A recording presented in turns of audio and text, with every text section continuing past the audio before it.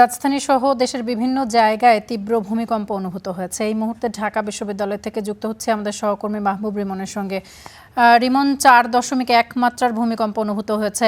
ঢাকা বিশ্ববিদ্যালয়ের বেশ কিছু হল রয়েছে যেগুলো বেশ ঝুঁকিপূর্ণ এবং এর আগের ভূমিকম্পগুলোতে দেখা গেছে যে ছাদের কিছু অংশ খুলে পড়েছে, এরকম অভিযোগ দেখা গেছে। কি অবস্থা? কোনো হতাহতের খবর বা এ ধরনের কোনো খবর রয়েছে কিনা আপনার কাছে?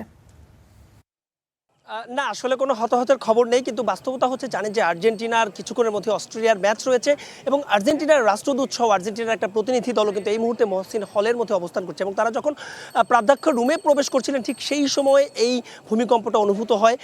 সবাই একটু কিছু সময়ের জন্য আসলে থেমে গিয়েছিল। আপনি যেটা বলছিলেন যে ঢাকা বিশ্ববিদ্যালয়ের যে হলগুলো রয়েছে, যেমন আমরা এই মুহূর্তে মহসিন হলের সামনে রয়েছি, সে মহসিন হল 1967 সালে প্রতিষ্ঠা হয়েছে।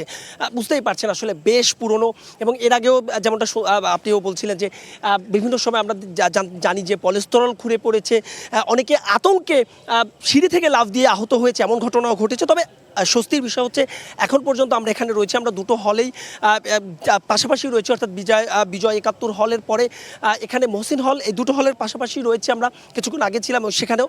এখন পর্যন্ত আসলে তেমন উৎকণ্ঠা নেই, তবে একটা কণ্ঠা তো রয়েই যায়, কারণ জানেন যে গেল কয়েক মাসে এই ভূমিকম্পটা কিন্তু একেবারে নিয়মিতই হচ্ছে এবং সবচেয়ে শঙ্কার যে বিষয়টা, হয়তো মাত্রার দিক থেকে মোটে 4.1 মাত্রার ভূমিকম্প, কিন্তু ঢাকার একদম কাছেই সব কিছুতে হয়তো মোটে 2 কিলোমিটার দূরে, অর্থাৎ এত কাছে ভূমিকম্প হয়তো নিকট ভবিষ্যতেও হয়নি। তবে আপনারা দেখতে পাচ্ছেন যে সবাই কিন্তু মোটামুটি নিরাপদে রয়েছেন। অন্তত মহসিন হলের সামনে এ ধরনের কোনো খবর অর্থাৎ অস্বস্তির খবর পাইনি। তবে একটা অস্বস্তি আমরা দেখেছি যে বেশ কিছু ছাত্র যারা কিনা দ্রুত নিচে নেমে গিয়েছিলেন, তবে এখন যেহেতু পরিস্থিতি অনেকটাই স্বাভাবিক, তারা কিন্তু আবারও এখন আর আসলে তারা কেউ রুমে প্রবেশ করছেন না, তারা মহসিন হলের মাঠে যাচ্ছেন এবং অস্ট্রেলিয়া এবং আর্জেন্টিনার মধ্যকার যে ম্যাচ, সেই ম্যাচটা তারা উপভোগ করবেন।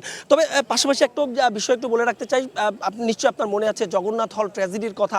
ঢাকা বিশ্ববিদ্যালয়ের পলস্তল খুলে একটা বড় একটা অংশ ছাত্র মারা গিয়েছিল। নিশ্চয়ই বিশ্ববিদ্যালয়ের প্রশাসন এই বিষয়গুলো আমলে নেবে এবং যেই ঝুঁকিপূর্ণ যেই হলগুলো রয়েছে কিংবা যে বিল্ডিংগুলো রয়েছে, অন্তত বড় কোনো ক্ষয়ক্ষতি হওয়ার আগে নিশ্চয়ই সেগুলো সংস্কারেরও তারা উদ্যোগ নেবেন। এই ছিল আপাতত ভূমিকম্পের আপডেট মহসিন হলের সামনে থেকে। রিমন, অসংখ্য ধন্যবাদ আপনাকে আমাদের সঙ্গে যুক্ত হওয়ার জন্য। দর্শক, ঢাকা বিশ্ববিদ্যালয় থেকে সহকর্মী মাহবুব রিমন যুক্ত হয়েছিলেন। বেশ কিছুক্ষণ আগে ভূমিকম্প অনুভূত হয়েছে 4.1 মাত্রার, সেই সংক্রান্ত খবরাখবর তিনি আমাদেরকে জানাচ্ছিলেন।